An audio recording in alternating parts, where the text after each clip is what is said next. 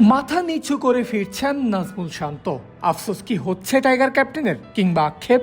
হয়তো ভাবছেন এমন সময় এসে রিভার্স সুইপ না করলেও পারতেন। 9 ইনিংসে 5ম সেঞ্চুরি, কিংবা ক্যারিয়ারের তৃতীয়বারের মতো এক ম্যাচের 2 ইনিংসে শতক হাঁকানো, যে কীর্তি কেবল ইতিহাসে 3 জন ব্যাটারই করতে পেরেছেন এখন অবধি।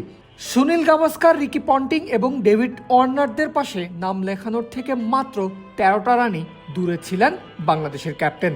কিন্তু কিছুই হলো না, রিভিউ নিয়েও রক্ষা পেলেন না শান্ত। নোমান আলীর ঘূর্ণিতে এলবিডব্লিউ হয়ে ফিরতে হলো সাজঘরে। শেষ হলো 150 বলে খেলা 87 রানের ইনিংস। 216 রানে ফিরেছেন শান্ত। তখন বাংলাদেশ হারিয়েছে 6 নম্বর উইকেট। টাইগারদের লিড ততক্ষণে 243 রানের।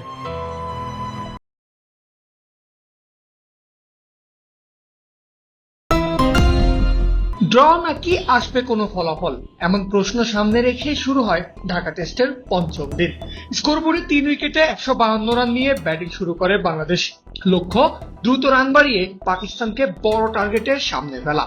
তবে সেই চেষ্টায় সকাল সকালই উইকেট হারালো টাইগাররা। হাসান আলীর অফ স্টাম্পের বাইরের বলটা মিড অফের ওপর দিয়ে সীমানায় পাঠাতে চেয়েছিলেন মুশফিকুর রহিম, কিন্তু ঠিকঠাক টাইমিং না পেয়ে সহজ একটা ক্যাচ দেন শান মাসুদের হাতে। 22 রানে ফেরেন মুশি। 164 রানে 4 উইকেট হারায় বাংলাদেশ। এরপর ভরসা দাঁড়ায় লিটন শান্ত জুটির ওপর। এই জুটিতেই বাংলাদেশের লিড পার হয়েছে 200 রান। তবে মুশফিকের মতোই বড় শটের চেষ্টায় উইকেটে থাকতে পারেননি লিটন দাসও। শাহিন আফ্রিদির বাউন্সারে ছক্কা হাঁকাতে চেয়েছিলেন, তবে ধরা পড়েছেন হাসান আলীর হাতে ফাইন লেগে একেবারে বাউন্ডারি ঘেঁষে।